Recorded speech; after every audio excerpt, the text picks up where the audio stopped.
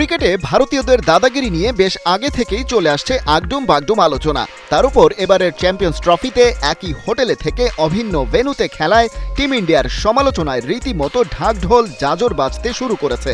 আগের ম্যাচগুলো পাকিস্তানে খেলে ফাইনালের মহারণের আগে দুবাইয়ে কিছুটা প্রস্তুতি সারার সুযোগ পেয়েছে নিউজিল্যান্ড, আর সেখানেই ঘটেছে আরেক কাণ্ড।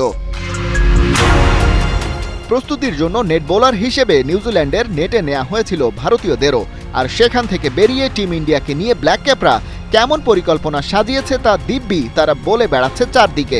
সেই সুবাদে ম্যাচের আগেই সম্ভবত ভারতের চায়ের দোকানি থেকে প্রধানমন্ত্রী পর্যন্ত সবাই জেনে যায় নিউজিল্যান্ডের ব্যাটাররা ফাইনালে কোন বোলারকে ধরে আর কাকে ছেড়ে খেলতে চায়, যদিও যে কোনো দলের জন্যই সেটা হওয়ার কথা ক্লাসিফাইড ইনফরমেশন।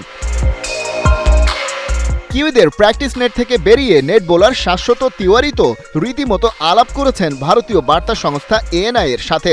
শনিবার তিনি বলেছিলেন নিউজিল্যান্ডের ব্যাটারদের বল করার সুযোগ তার হয়েছিল।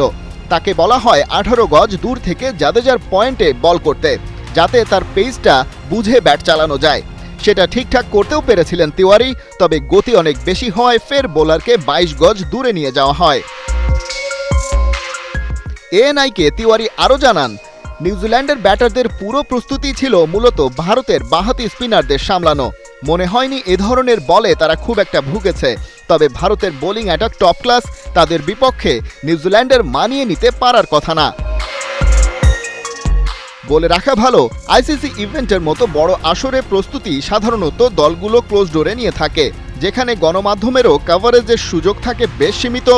কিন্তু নিউজিল্যান্ডের ক্ষেত্রে যেটা হলো তার ব্যাখ্যা দাঁড় করানো যায় না কোনোভাবেই।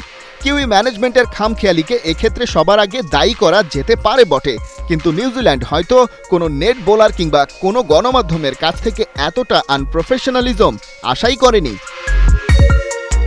খালিদ জামিল, ৭১।